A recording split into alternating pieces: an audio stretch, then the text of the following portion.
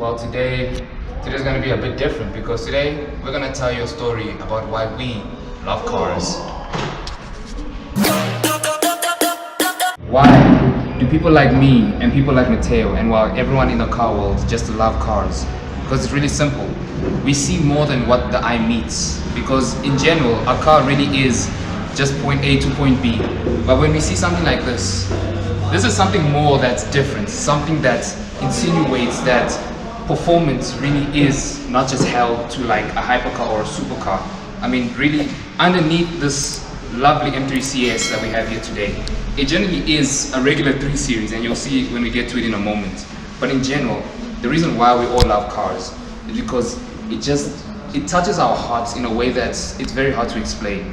Although I am trying to explain it in a way, but it really does. You know, being a car enthusiast in today's world really is a benefit because, as you can see, we're actually in a very different place than we really are. You know, you meet different types of people, you meet different types of brands, dealerships, and you form these relationships that are really valuable to oneself, because as humans we really do grow by forming relationships. But you know, looking at this, it's a really stunning color. I'm using this as a prime example because take this anywhere, take this to the shops, take this to a family gathering, and anyone who is everyone will start chatting about it because it's different. And that's why we love cars like this, because they're different. I don't know about you, but to me, I like being different in a very particular way.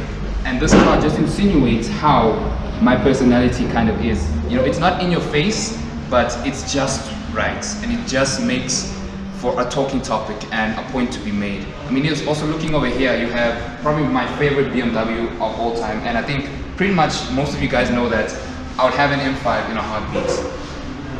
Cars like this, they're really special because, you know, for something like this, as BMW always misquotes their power figures, it's really special. But another thing why we also love cars is this, the beating heart of a car, the engine. Well, this in particular, the S55 motor, puts out around 500 horsepower, around 460 horsepower, and around 600 newtons of torque. So it's not as powerful as we think today, but in general, why we love cars is because of this, engines like this. I mean, I think the whole reason why we talk about cars is because of something like this. We see or we hear this type of thing actually revving or just driving by, and we go insane and I go mad. I think anytime I hear a Ferrari go by, it's something special to just behold and just take in the moment. But yeah, that's why everyone should actually love cars. You wanna know why we also love cars? Because of this. Hit it!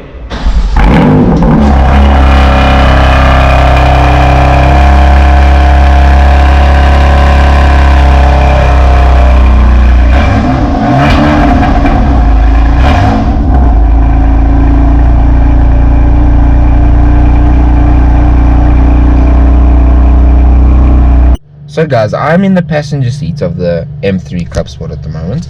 Just like to start off something different, you know. We start on the passenger side instead of that side. We've told a bit of a story instead of going straight into the video. And yeah, I hope you guys like it. Let us know if you do down below in the comments.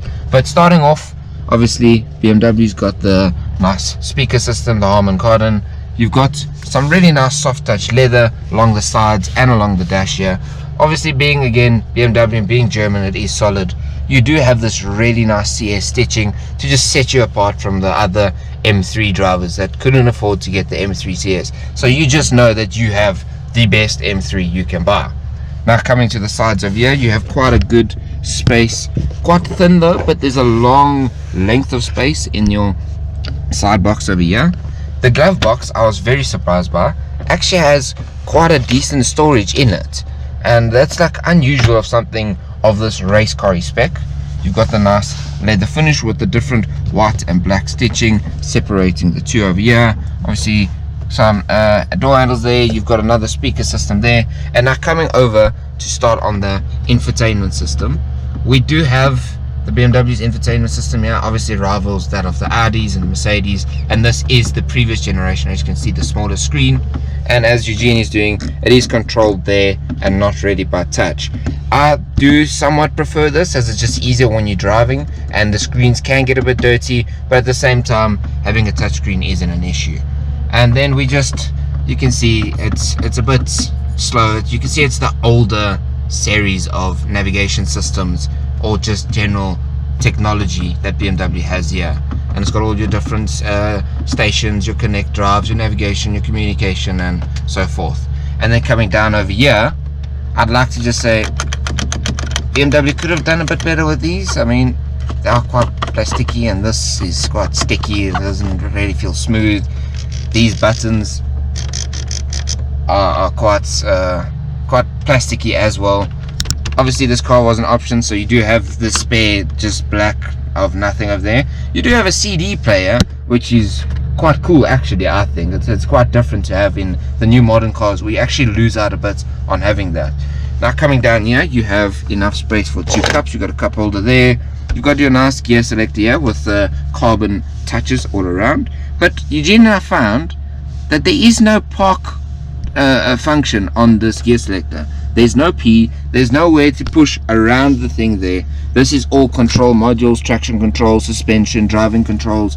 There's your parking assist, but there's no direct parking brake. I am sorry to say, but I don't know what this button is for. I haven't seen it before, and I do not know what it is. I'll have to check up on what it is, and I'll get back to you guys on that. And then obviously around the center console area over here, you do have your media function, your communication function, menu, maps, and all your controls that do control your center console there. You have a good arm space here, and obviously BMW saving weight, you now have a manual parking brake, not an electronic one, and so there is no electronic parking assist. We did find there's a USB plug here, which is weird, as usually it is over here, and there's the cigarette lights. You can obviously plug another USB port inside of that.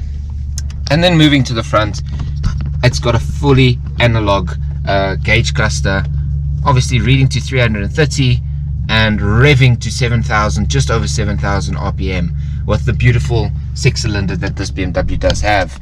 And then just generally the seating is quite nice. Obviously you've got your M3 badging, the two-tone with the M colors, as well as on the seat belts.